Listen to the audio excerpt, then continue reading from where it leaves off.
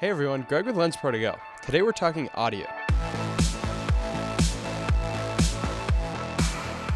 Audio is so important for videos and is overlooked way too much.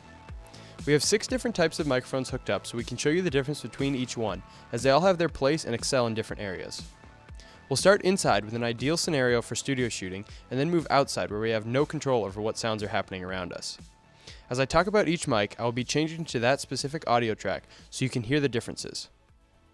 The first microphone I'm going to talk about is the one I'm holding right now. This is the Sennheiser MD46.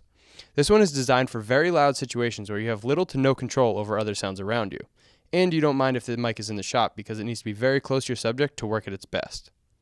You will most likely see these being used by newscasters at sporting events or by people doing run and gun interviews on the streets. Next is the Sennheiser 416 shotgun mic. This one I have set up right outside of frame. This type of mic is great because it has a directional pickup pattern coming from the front and a small bubble at the back end.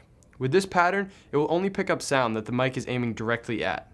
For this reason, it is very popular for use on films because it can get you really close to your talent without being in the frame and still pick up amazing quality audio. You can also have it on a boom pole with a boom operator who can rotate the direction of the pickup to get multiple people speaking. Another that's really close to me, and you might even be able to see it, is the Sennheiser G3 with the ME2 mic. This is a lavalier mic, or lav for short, and because of the size, you're able to hide it on your talent or on the set, and in turn allowing you to get really wide shots without the worry of a larger mic getting in the frame. These are also used a lot on reality TV, or when people are unpredictable and you can't always have someone with a shotgun mic to grab the audio. Now we're going to move to the Zoom H6, which is a little further away from me.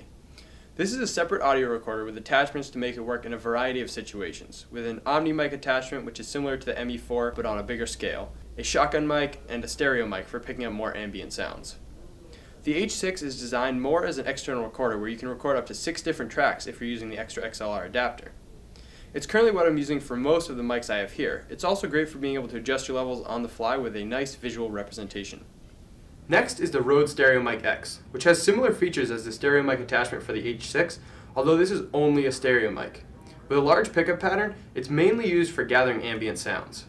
Here I have it mounted on the camera, which is about 8 feet away from me, so I'm sure you're going to be able to pick up a lot of what is happening in the office behind the camera. Once we get outside, you'll be able to hear a lot of other things going on too, like cars on the roads and people talking in the distance. Last and my least favorite is the on-camera microphone on the C100 Mark II. The only time I ever use on-camera mic is for a scratch track. A scratch track is one that you just have to scrub audio so you can find specific parts easier, or you can use it to sync up other audio from a separate recorder.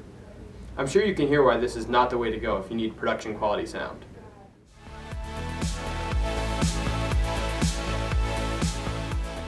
We're now outside and we're going to start again with the MD46. This is the handheld mic and it should sound about as good as it did inside. And this is where this mic really pulls away from the rest. There are some downsides though. For one, it needs to be in your shot if you really want to block out loud external noises such as crowds or roadways. The other downside is that you won't be able to get quality ambiances like you can with a stereo mic, and that's where the Rode Stereo Mic X comes in. Now I'm going to jump up to the Sennheiser 416 shotgun mic.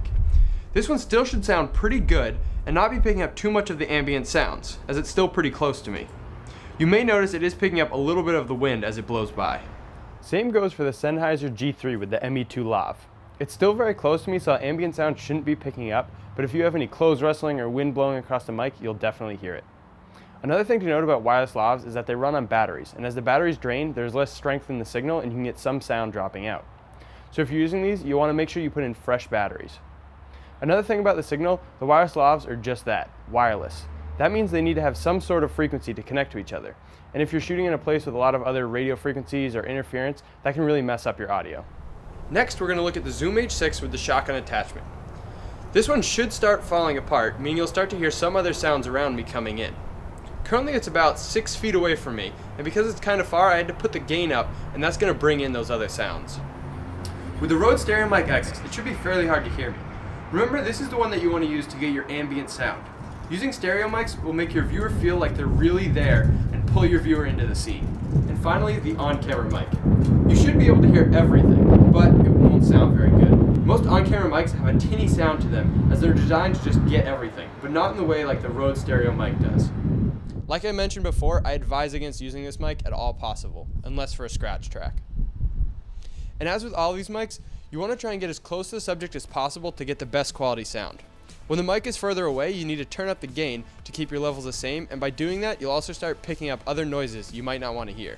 Hopefully, I've given you some good insight on the different kinds of mics out there and help you decide what mic is best for your shoot. Keep in mind that there's not one mic that is perfect for every situation.